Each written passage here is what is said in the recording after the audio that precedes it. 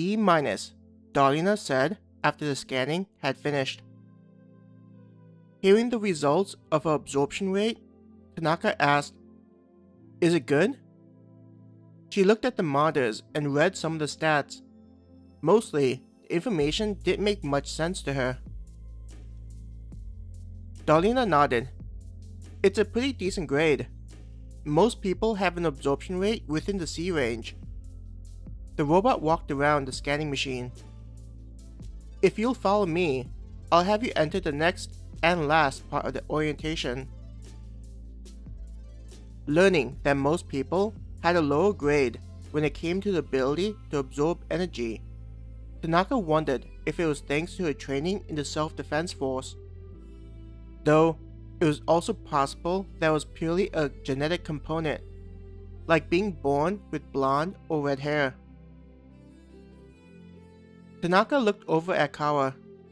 "I guess I'll be heading out first." Sighing, Kawa rolled her eyes. She looked at the robot. "Are we almost done?"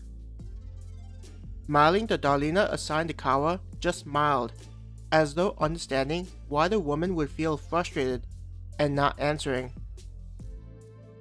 Stepping off the scanning machine, Tanaka followed Darlina towards a large secured-looking door.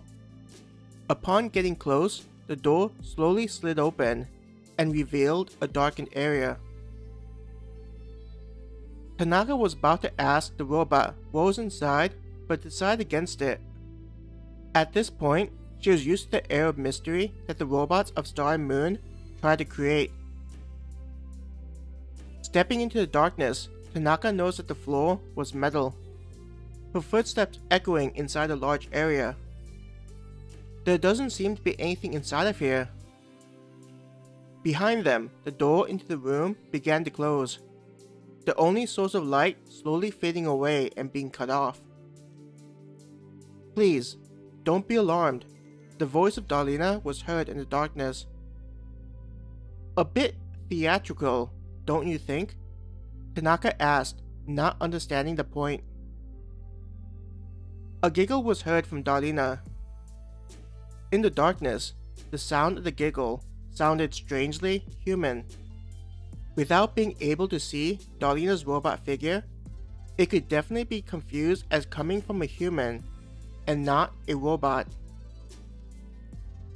Hearing the giggling and not seeing Darlina didn't sit well with Tanaka. Before she was able to say anything, the area around her began to slowly brighten, as though the sun rising over the horizon in the morning.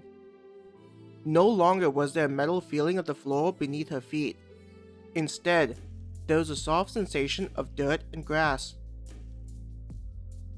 Tanaka soon found herself in an open field, blue sky above them with fluffy clouds gently flowing by. Around them was thick grass that swayed to the light breeze.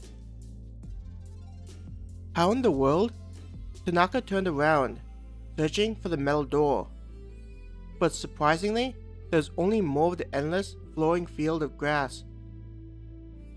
Breathing in the air, Tanaka could smell the scent of the grass. All her senses were telling her that she was no longer in a large empty room. "Where are we?" Tanaka asked the robot. "I told you that you'd be taking part in a simulation." Darlina's voice sounded teasing, knowing that was startling enough, but pretended that Tanaka's confusion was unreasonable. The robot smiled coyly. "What are we doing here?" Tanaka tried to calm herself down. The change in surroundings was still making her mind feel chaotic. Waving a hand to the area next to it, as though presenting something in the empty field, numerous racks and tables slowly came into existence. Darlina looked at Tanaka and said, "Feel free to select whatever you like."